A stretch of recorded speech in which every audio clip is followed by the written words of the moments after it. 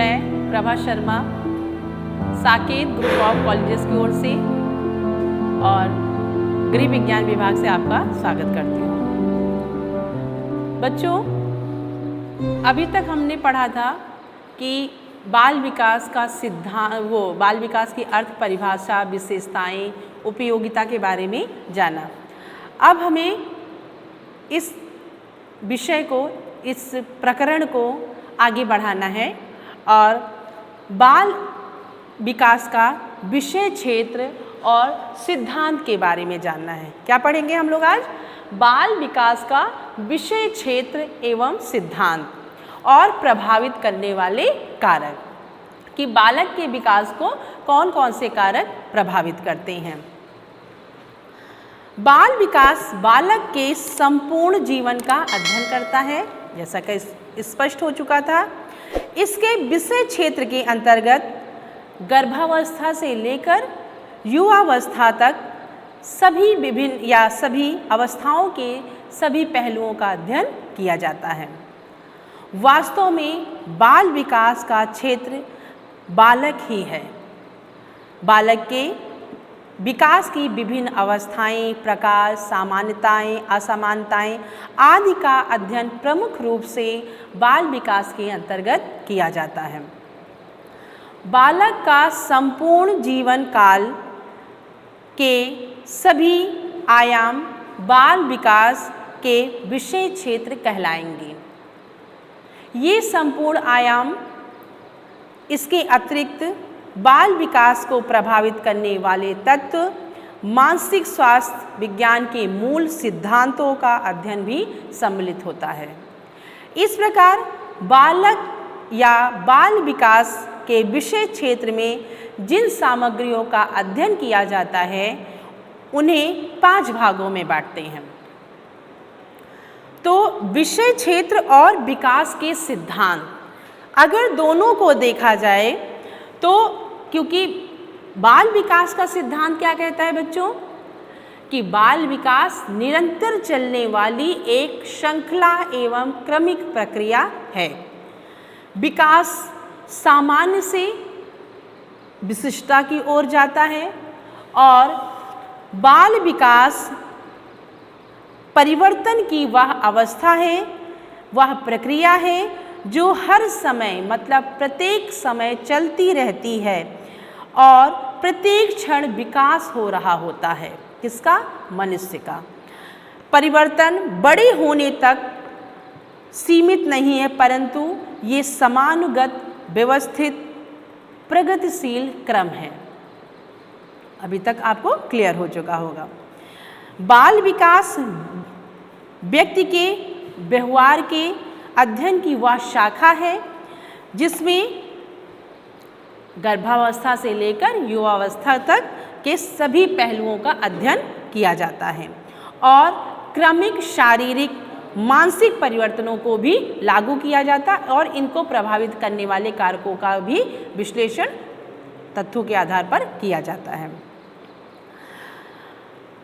अब बाल विकास आयु प्रवृत्ति की ओर है और आयु प्रवृत्ति संबंधी अध्ययन विशेष रूप से चिंतन, समस्या समाधान, सृजनात्मकता, नैतिक तर्क एवं व्यवहार, अभिवृत्ति एवं मत आदि क्षेत्रों में दिए जाते हैं।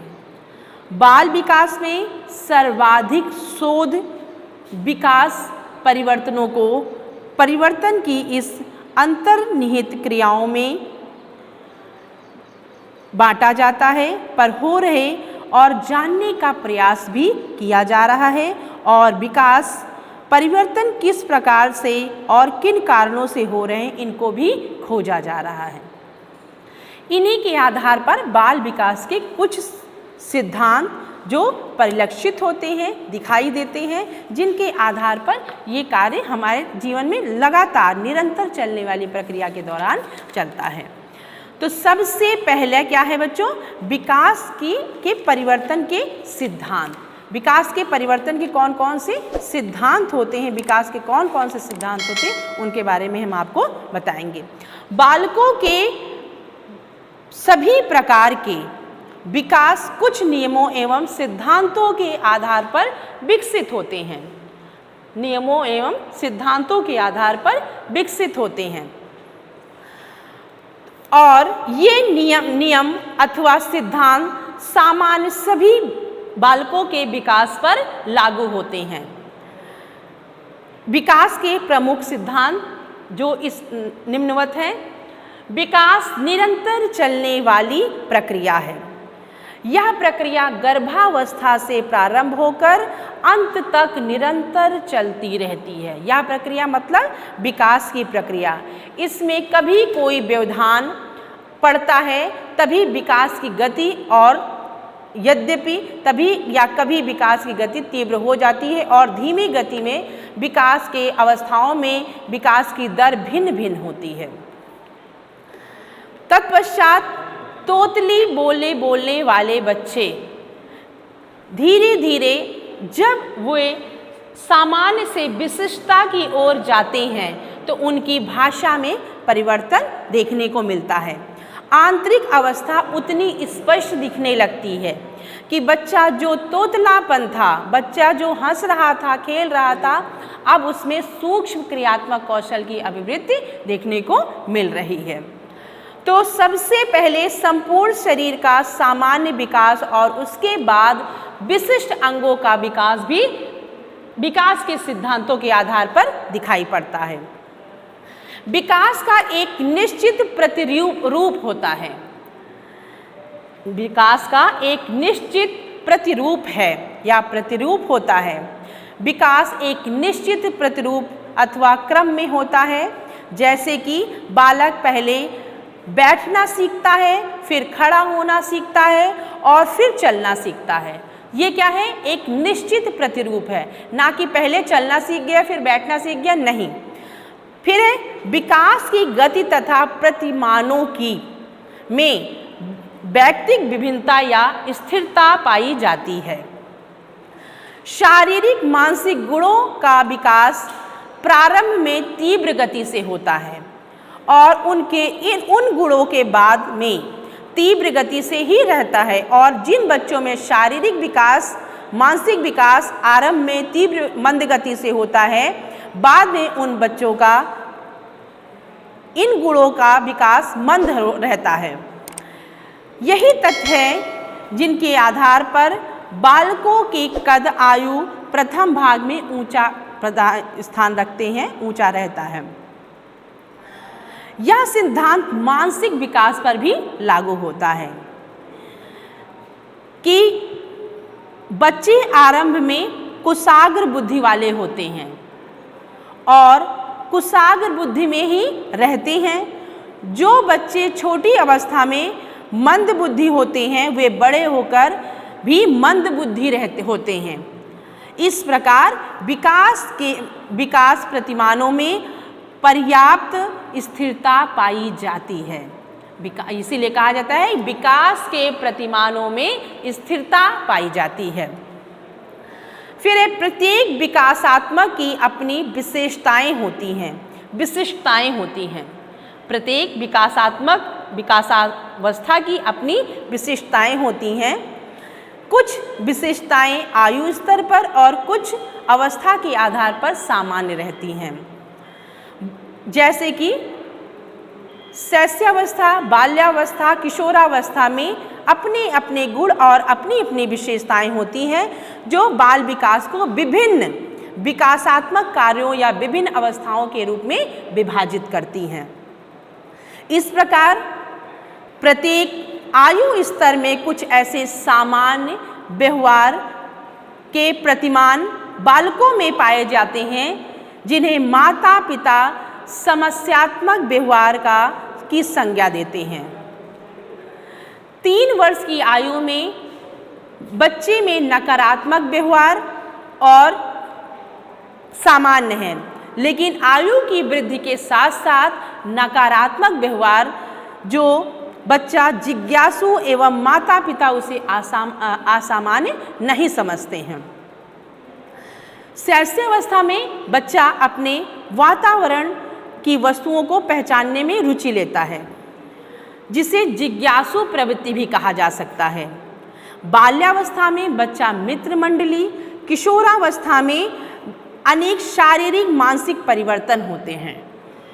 इस अवस्था में, किशोरावस्था में विपरीत यौन के प्रति उत्पन्न आकर्षण रहता है और सामाजिक प्रवृत्ति, स्वतंत्रता प्राप्त करने की प्रवृत्ति, पूजा, काम भावना विशेषताएं पाई जाती हैं, किंतु माता पिता इसे समस्या समझ लेते हैं।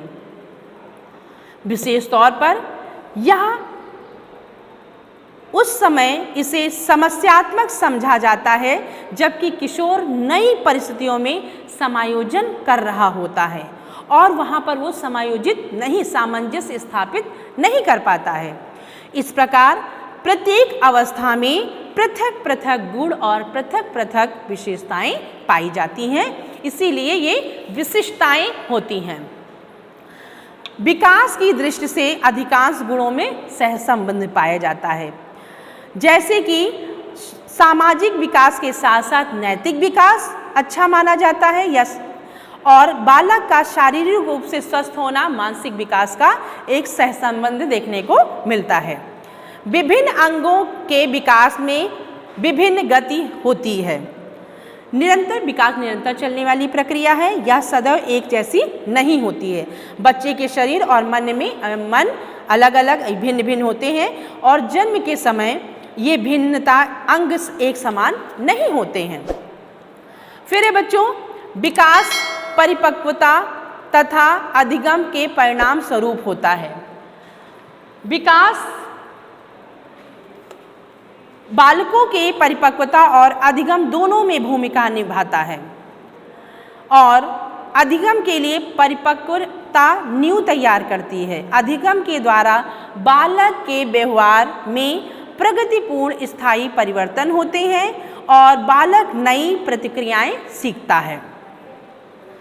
फिर बच्चों, ऐसे करके विकास की अंतिम रूप का अनुमान लगाना भी संभव होता है। इसमें विकास की अगली अवस्था हेतु बच्चे को तैयार किया जा सकता है। इन संभावनाओं के आधार पर प्रशिक्षण एवं प्रबंध किया जा सकता है। तो ये थी आपकी क्रमशः एक अवस्था से दूसरी अवस्था तक विकास गुजरता है, ये भी संभव है। जैसे शैशवावस्था, बाल्यावस्था, किशोरावस्था, मतलब प्रत्येक व्यक्ति की विकास की सभी अवस्थाओं में क्रमशः गुजरना ही पड़ता है, ये भी एक सिद्धांत है। शैशवावस्था से किशोरावस्था तक बालक एक अवस्था से दूसरी अवस्था तक पहुंचता है और प्रौढ़ावस्था में पहुंच जाए और किसी भी अवस्था का कल्पित समस्या उस व्यवहार के सामान्य व्यवहार को परिभाषित करता है। विकास का क्रम काम प्रवृत्ति पर आधारित होता है। विकास का क्रम, फ्रायड का विचार है कि बालक का विकास काम प्रवृत्ति पर आधारित होता है और ये विपरीत लिंग के प्रति बहुत आकर्षित होते हैं। प्रत्येक बालक का अपने विकास की चरम सीमा पर पहुंचना संभव होता है। जिन बच्चों में विकास की गति भिन्न भिन्न होती है, कुछ बच्चों का विकास कुछ समय देर पूर्व होता है, कुछ का पहले हो जाता है और किंतु सभी का विकास एक चरम सीमा पर अवश्य ही पहुंचता है। अब बच्चों, ये था विकास के सिद्धांत। अब आपको हम बाल विकास की विशेष सामग्री के रूप में बताते हैं कि बाल विकास की विशेष सामग्री क्या है। बाल विकास की विशेष सामग्री के बारे में मैंने आपको बताया कि विशेष सामग्री जो है बहुत ही विस्तृत है, क्योंकि बाल विकास बालक के विभिन्न पहलुओं का अध्ययन करता है। फिर बाल विकास के विभिन्न अवस्थाओं का अध्ययन करता है, बच्चों के विभिन्न असमानताओं का अध्ययन करता है और मानसिक विकास के मूल सिद्धांतों का भी अध्ययन करता है। तो सबसे पहला क्या है, बाल विकास की विभिन्न अवस्थाओं का अध्ययन कौन करेगा, क्योंकि इसे 5 भागों में बांटा गया है। बाल विकास की विभिन्न अवस्थाओं का अध्ययन बाल विकास ही करता है। जिसमें गर्भावस्था, शैशवावस्था, बाल्यावस्था, किशोरावस्था, प्रौढ़ावस्था, वृद्धावस्था और वयस्कावस्था को भी लागू किया जाता है। बालक की वृद्धि और विकास गर्भाधान से आरंभ होकर वृद्धावस्था तक जीवन पर्यंत चलती है। गर्भावस्था गर्भाधान से लेकर जन्म लेने तक की अवस्था होती है। गर्भावस्था भी 3 भागों में बांटी जाती है। इसमें गर्भस्थ शिशु, इसमें बच्चे को गर्भस्थ शिशु भी कहा जाता है। फिर बच्चों शैशवावस्था, शिशु के जन्म के पश्चात 2 सप्ताह तक बच्चा नवजात शिशु, इस अवधि में शैशवावस्था भी इसे कह सकते हैं। फिर बच्चों बाल्यावस्था, 2 सप्ताह से लेकर 12 वर्ष तक की आयु को बाल्यावस्था कहते हैं। इसमें विभिन्न प्रकार की विशेषताएं पाई जाती हैं, जैसे यह एक ऐसी अवस्था है जिसमें बालाभाव, अतिपूर्ण विसर्जन और पास पड़ोस, बालक का घर बाहर और मित्रों के साथ विभिन्न प्रकार के बच्चा खेलों को खेलता है। किशोरावस्था 12 वर्ष के बाद की 21 वर्ष तक की अवस्था को किशोरावस्था कहा जाता है। इसमें परिवर्तन और शारीरिक परिवर्तन बहुत ही तीव्र गति से होते हैं। फिर है बच्चों प्रौढ़ावस्था, 21 वर्ष के बाद की अवस्था को प्रौढ़ावस्था कहा जाता है।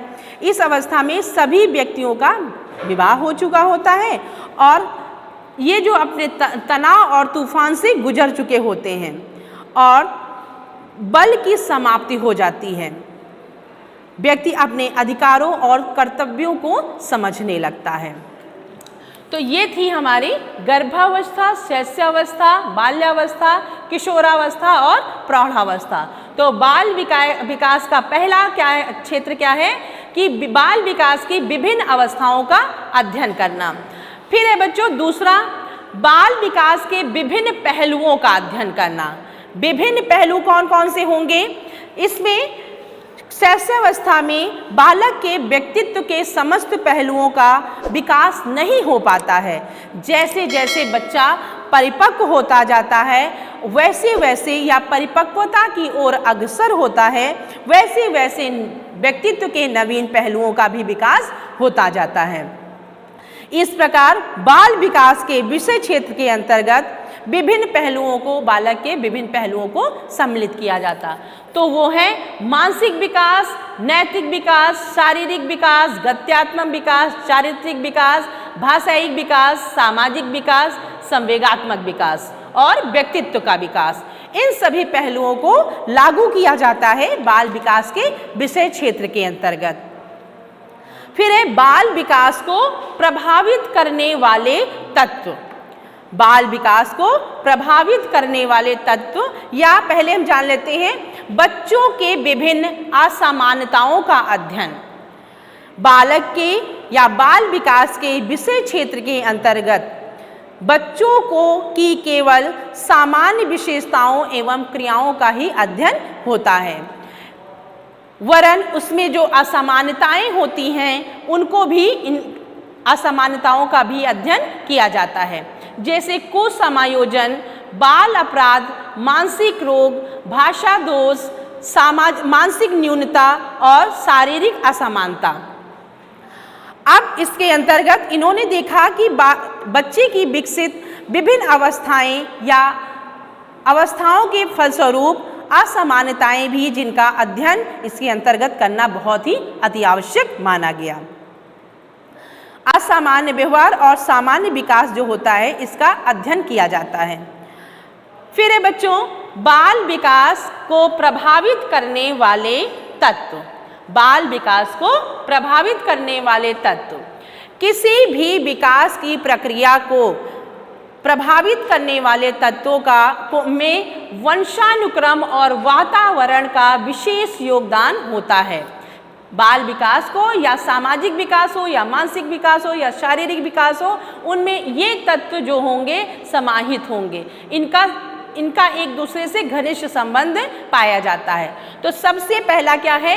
वंशानुक्रम, वातावरण, पारिवारिक वातावरण, संस्कृति, पोषण, आर्थिक स्तर, व्यक्तिक भिन्नता, शुद्ध वायु एवं प्रकाश, शिक्षण एवं प्रशिक्षण, सामाजिक संगठन, अंतःस्रावी ग्रंथियां।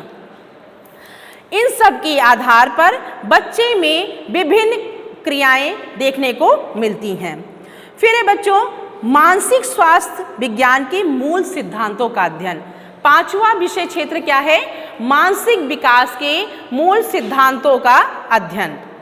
बाल विकास के क्षेत्र में के अंतर्गत बच्चों की असमानताओं के स्वरूप और उनके कारणों के साथ साथ उनके निराकरण के उपायों का भी अध्ययन किया जाता है।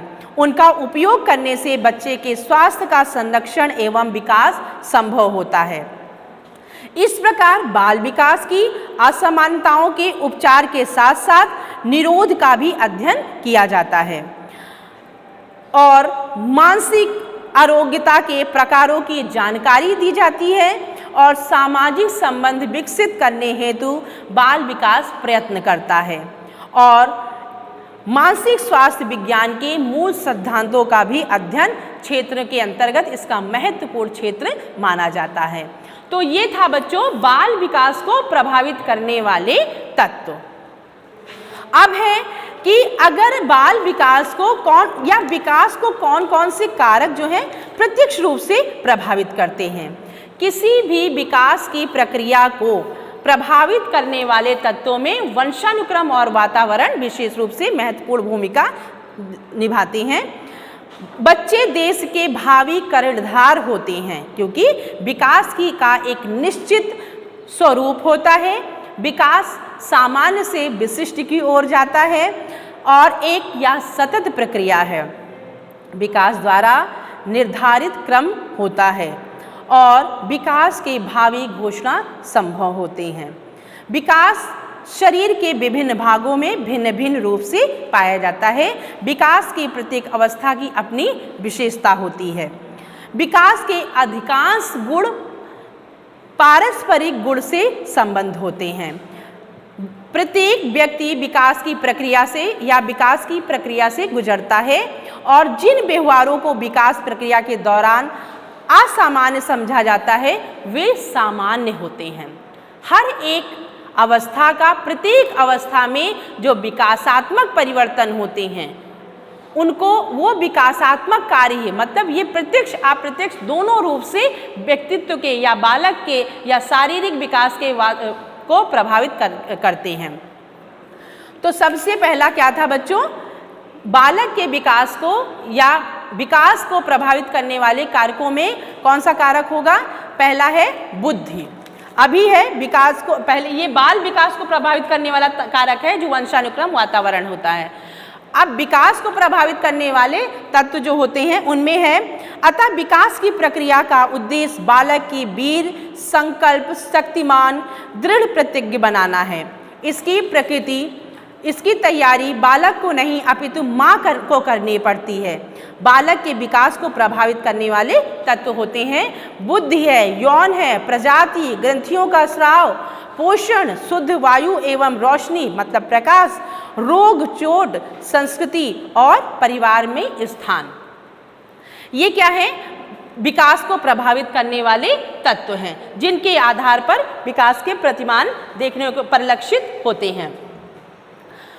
जैसे कि बच्चों बालक के विकास पर बुद्धि का अत्यधिक महत्वपूर्ण स्थान होता है और महत्वपूर्ण प्रभाव भी पड़ता है। यदि बच्चा बुद्धिमान है तो नई नई बातों को, क्रियाओं को शीघ्रता ही सीख लेता है और उसमें परिपक्व अवस्था जो होती है शीघ्र ही आ जाती है। जबकि मंद बुद्धि बालकों में शारीरिक विकास भले ही हो जाए किंतु मानसिक, सामाजिक और संवेगात्मक उपलब्धि जो होगी वो अत्यधिक धीमी पाई जाएगी।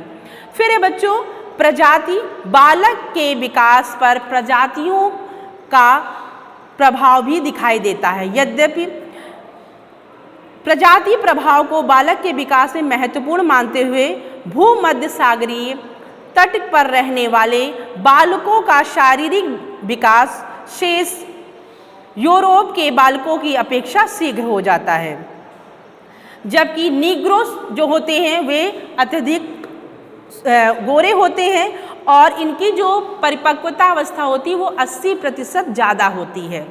फिर है बच्चों ग्रंथियों का स्राव। ग्रंथियों के अध्ययन ने विकास के क्षेत्र में नवीन परिणाम प्रस्तुत किए और दोनों दशाओं में यह देखा गया कि गले में थायराइड ग्रंथि के पास पैराथायराइड ग्रंथि के द्वारा रक्त में कैल्शियम का परिभ्रमण होता है। इसमें दोष से मांसपेशियों में अत्यधिक संवेदनशीलता, शारीरिक मानसिक बुद्धि हेतु थायरॉक्सिन जो थायराइड ग्रंथि से निकलता है और आवश्यक होता है। इसकी कमी से कभी बच्चा मूढ़ बुद्धि वाला भी हो जाता है। छाती में स्थित थाइमस ग्रंथि तथा मस्तिष्क के आधार में पिनियल ग्रंथियों से होने वाला स्राव यौन विकास और ग्रंथियों के स्राव से विकास करते हैं। इसमें दोष होने के कारण बालकों में यौन परिपक्वता शीघ्र ही आ जाती है। तो फिर बच्चों पोषण, बालक के विकास में पोषण का महत्वपूर्ण स्थान होता है। बालक पूरा प्रत्यक्ष रूप से प्रभावित होता है। बालक के लिए केवल आहार ही नहीं अपितु आहार में संतुलित पौष्टिक तत्वों का होना जरूरी होता है। वे संतुलित पौष्टिक तत्व कौन से होंगे? जैसे है कार्बोहाइड्रेट, प्रोटीन, वसा, विटामिन, खनिज लवण और जल, इनका समावेश होना बहुत ही जरूरी होता है। फिर शुद्ध वायु एवं रोशनी। जीवन के आरंभिक दिनों में बालक को शुद्ध वायु और प्रकाश की नितांत आवश्यकता होती है और यह एक अनिवार्य तत्व के रूप में माना जाता है। रोग तथा चोट, यदि बालक के सिर में चोट लग जाए तो उसका मानसिक विकास अवरुद्ध हो चुका होता है या अवरुद्ध हो जाता है। यदि माता गर्भावस्था में टॉक्सिन का सेवन या धूम्रपान या औषधि ज़्यादा रूप में लेती है तो इसका प्रभाव माँ के गर्भ में ही बालक के विकास पर, मानसिक विकास पर पड़ता है। तो ये था बच्चों बाल विकास को या विकास को प्रभावित करने वाले तत्व। तो बाल विकास को प्रभावित करने वाले तत्व अलग अलग होते हैं और विकास को प्रभावित करने वाले तत्व अलग हैं। तो ये बच्चों था इस प्रकार विकास और अभिवृद्धि और बाल विकास को प्रभावित ना करने वाले प्रतिकारकों का थोड़ा या बहुत योगदान रहता है और कोई भी व्यक्ति इससे अछूता नहीं रह पाता, क्योंकि बाल विकास या विकास परिवर्तन की वह श्रृंखला है जिसमें बच्चा गर्भावस्था से या भ्रूणावस्था से लेकर युवावस्था तक उसका अध्ययन किया जाता है और विभिन्न पहलुओं को सम्मिलित किया जाता है। अगर आपको ये हमारा लेक्चर अच्छा लगा हो तो हमारे इस चैनल को लाइक और सब्सक्राइब और शेयर जरूर करें। धन्यवाद। इस वीडियो को अपने दोस्तों के साथ ज़रूर शेयर कीजिए। अगर इस टॉपिक पर आपके कोई भी क्वेश्चन हैं तो नीचे कमेंट करके पूछिए, हम उत्तर देने का प्रयास करेंगे। और अगर आपने अभी तक हमारे चैनल को सब्सक्राइब नहीं किया है तो तुरंत सब्सक्राइब करिए, साथ ही बेल आइकन पर क्लिक करें ताकि आगे आने वाले सभी वीडियो आप तक पहुंचते रहें और आप हमसे यूं ही जुड़े रहें।